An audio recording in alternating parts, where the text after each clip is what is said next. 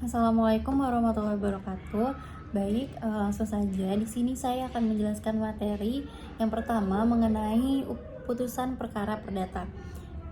Putusan itu merupakan suatu pernyataan hakim sebagai pejabat negara yang diucapkan di muka persidangan dengan tujuan untuk mengakhiri atau menyelesaikan suatu perkara atau sengketa antara para pihak yang saling berkepentingan. Dan apabila tidak diucapkan dalam sidang yang terbuka untuk umum, maka batal juga demi hukum tersebut. Jadi terdapat beberapa jenis perkara. Baik, yang pertama itu ada sifat putusan deklarator. Nah, sifatnya ini menerangkan dan menegaskan suatu keadaan hukum semata-mata atau menyatakan yang sah. Dan putusan ini tidak memerlukan upaya paksa karena sudah mempunyai akibat hukum tanpa bantuan pihak lawan yang mempunyai kekuatan yang mengikat. Baik, yang kedua itu ada putusan konstitutif. Putusan ini menyediakan suatu keadaan hukum atau menimbulkan suatu keadaan hukum yang baru.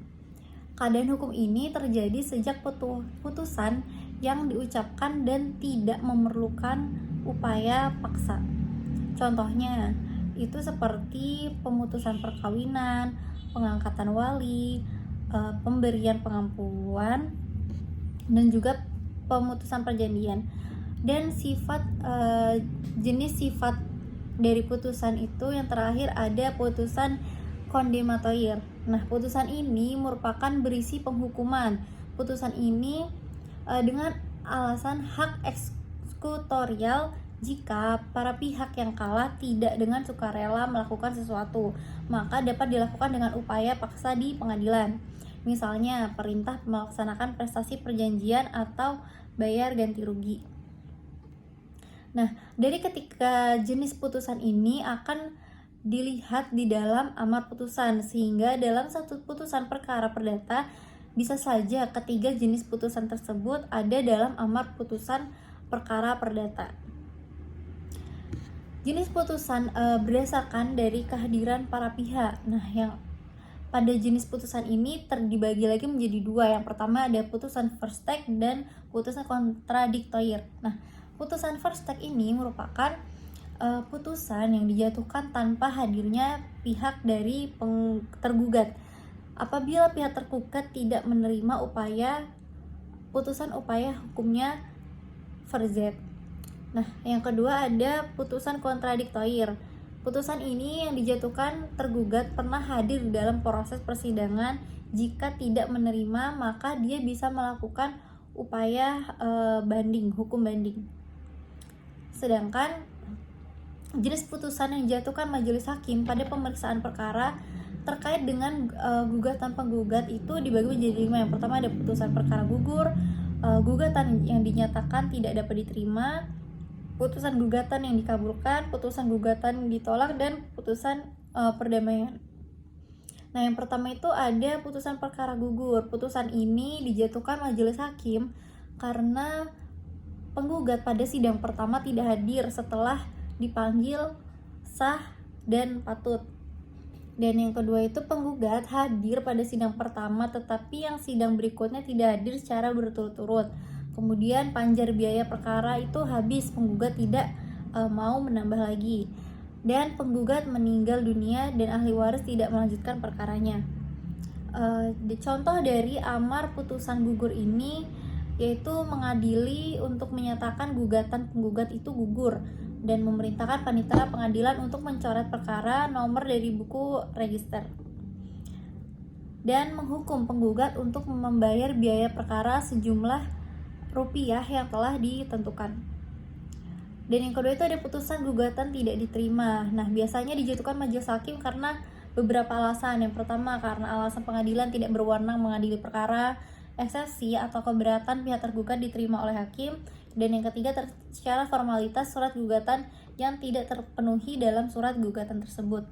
Nah, terakhir putusan ini penggugat masih bisa mengajukan lagi gugatan tersebut ke depan persidangan atau mengajukan upaya hukum banding.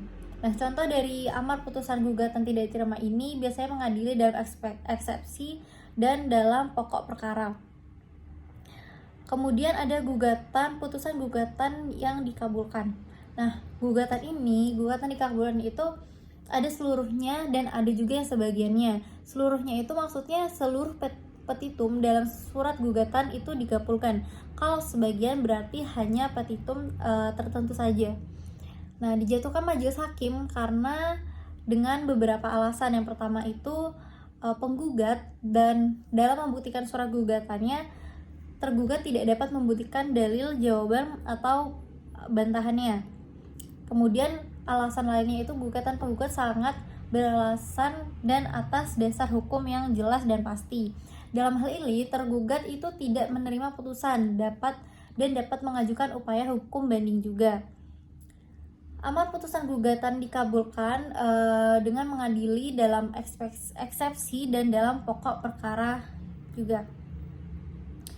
Nah, kemudian ada putusan gugatan yang ditolak.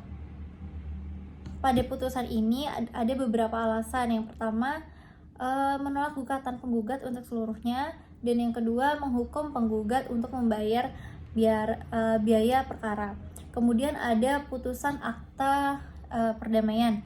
Nah, pada putusan ini dijatuhkan majelis hakim dengan beberapa alasan juga. Yang pertama, pihak penggugat dan tergugat itu sepakat untuk berdamai antara kedua belah pihak. Kemudian perdamaian yang dilakukan para pihak tersebut biasanya terjadi pada saat mediasi di pengadilan dengan bentuk mediator, atau para pihak sepakat berdamai di luar pengadilan dan kesepakatan damai hendak dituangkan dalam amar putusan tersebut.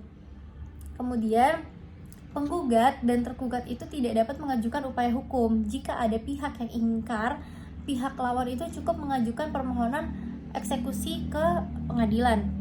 Dan juga amar putusan perdamaian ini mengadili menghukum pihak penggugat dan tergugat untuk melaksanakan dan mentaati kesepakatan perdamaian yang telah disepakati bersama, dan menghukum penggugat untuk membayar biaya perkara yang sudah ditetapkan. Mungkin itu saja yang bisa saya jelaskan mengenai putusan perkara perdata. Kurang lebihnya mohon maaf. Wassalamualaikum warahmatullahi wabarakatuh.